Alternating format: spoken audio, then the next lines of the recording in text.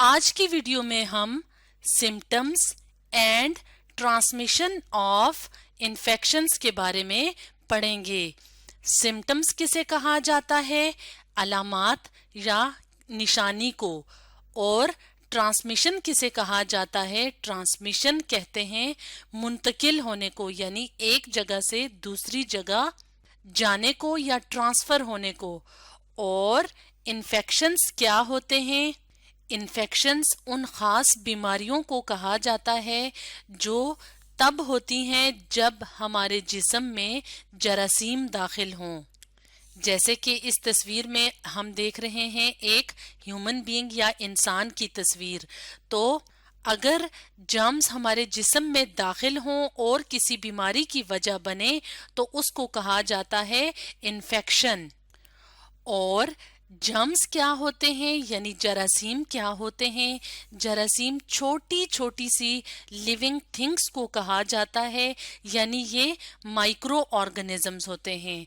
Micro organisms कौन से organisms होते हैं? जो हमें आम आंख से नजर नहीं आते।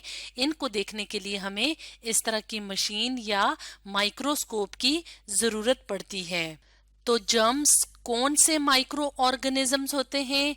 जर्म्स वो माइक्रो ऑर्गेनिजम्स होते हैं जो कि बीमारियों की वजह बनते हैं, यानी बीमारियां फैलाने वाले जरासीम। तो बीमारियां फैलाने वाले माइक्रो ऑर्गेनिजम्स को जरासीम या जर्म्स कहा जाता है।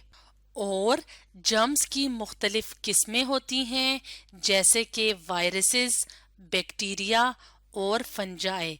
यानी जो इन्फेक्शंस होते हैं वो वायरल इन्फेक्शंस भी हो सकते हैं, बैक्टीरियल इन्फेक्शंस भी हो सकते हैं और फंगल इन्फेक्शंस भी हो सकते हैं। तो हमने अपनी पिछली वीडियो में वायरल इन्फेक्शंस को डिटेल से डिस्कस किया था और आज की वीडियो में हम बैक्टीरियल इन्फेक्शंस के बारे में डिटेल से डिस्कस करेंगे। तो बैक्टीरियल इन्फेक्शंस में से सबसे पहला जो इन्फेक्शन है जो बहुत ज़्यादा आम तौर पे पाया जाता है उसको कहा जाता है कॉलरा यानी हैज़ा। तो हैज़ा करने वाले जरासीम या जर्म्स कौन से होते हैं? बैक्टीरिया, यानी मुख्तलिफ किस्म के जो बैक्टीरिया होते हैं वो कॉलरा की वजह बनते हैं। और कॉलरा के सिम्टम्स या अलामात या हम कहें कि निशानियों की बात की जाए कि कौन कौन सी बातें जब एक पर्सन में या एक इंसान में होंगी तो हम कहेंगे कि उसे कॉलरा है। तो इसका सबसे पहला सिम्टम है वाटरी डायरिया।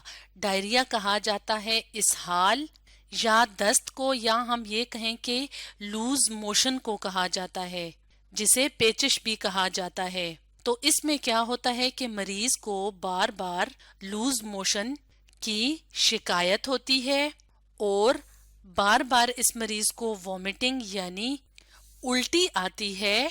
जैसे यहाँ पे इस तस्वीर में एक कॉलरा का पेशेंट या मरीज दिखाया हुआ है जिसको मतली हो रही है या वॉमिट कर रहा है।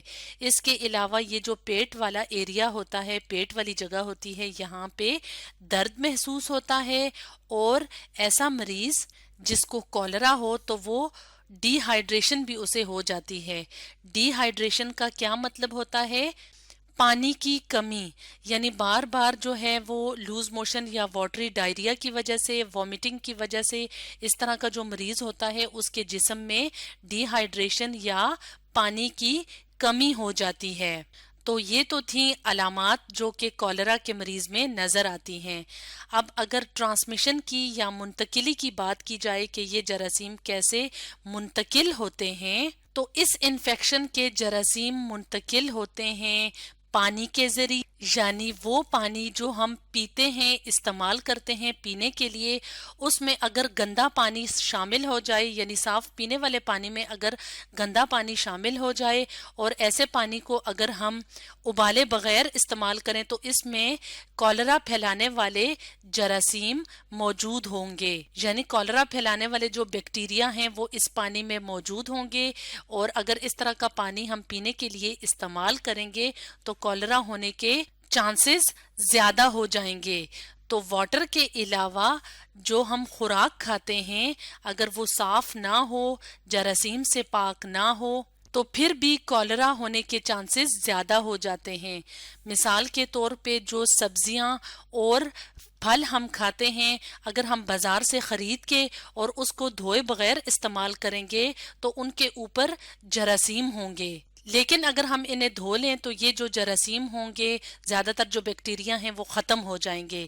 تو اس طرح سے اگر ہم ڈرٹی فوڈ یعنی گندی غذاؤں کا استعمال کریں گے تو کولرا کہ جو جراثیم ہیں وہ ہماری باڈی کے اندر منتقل ہو جائیں گے.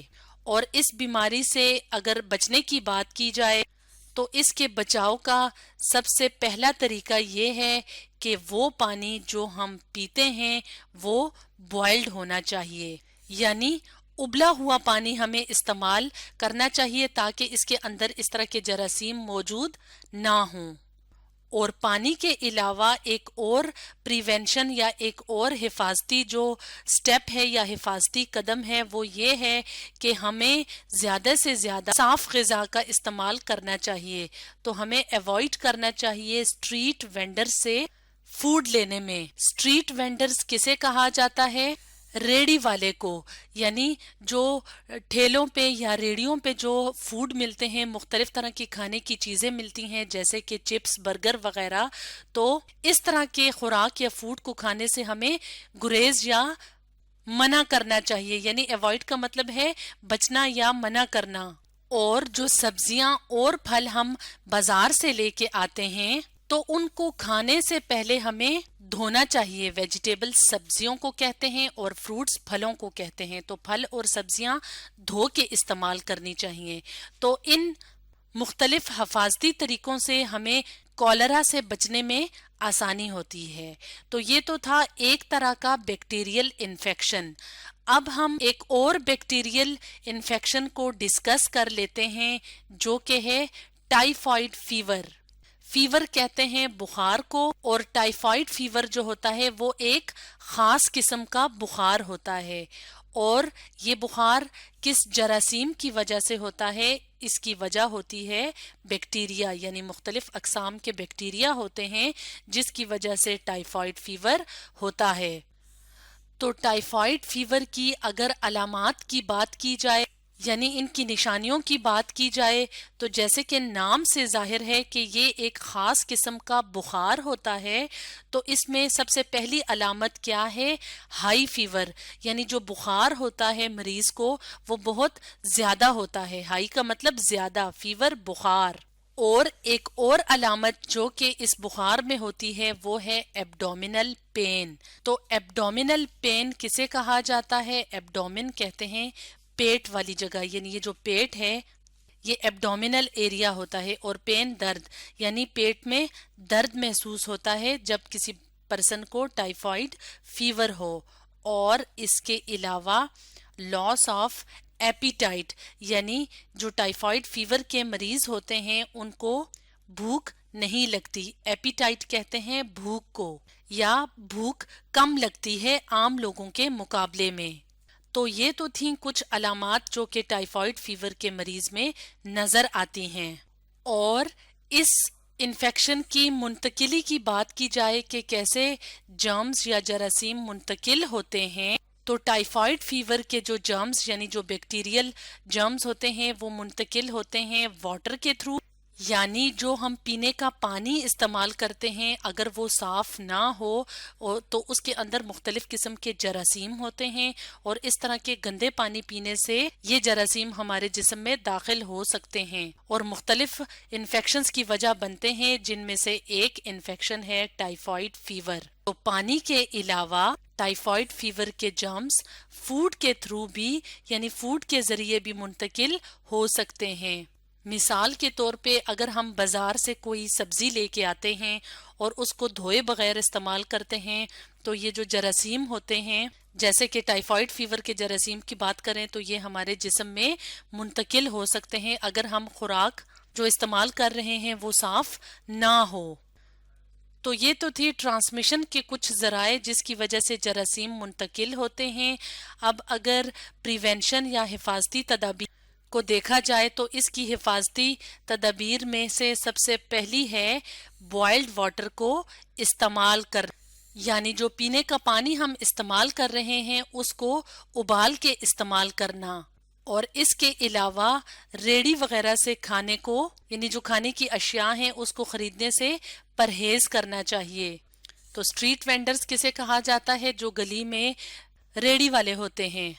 और जो फल और सब्जियां हम इस्तेमाल करते हैं उनको खाने से पहले या इस्तेमाल करने से पहले सही तरह से वॉश करना चाहिए या धोना चाहिए। तो इस तरह से टाइफाइड फीवर के जर्म्स को हम अपने जिस्म में दाखिल होने से बचा सकते हैं। एक और बैक्टीरियल इन्फेक्शन को अगर देखा जाए तो उसका नाम है स्ट्रेप थ्रोट। तो थ्रोट कहा जाता है गले को। इसका मतलब है ये जो इन्फेक्शन है ये गले का इन्फेक्शन है, और इस इन्फेक्शन की वजह भी बैक्टीरिया है। और अलामात की बात की जाए या निशानियों की बात की जाए तो इसकी सबसे पहली निशानी है पेन इन थ्रोट, यानी गले में दर्द का महसूस होना। पेन कहते हैं दर्द को, थ्रोट कहते हैं गले को।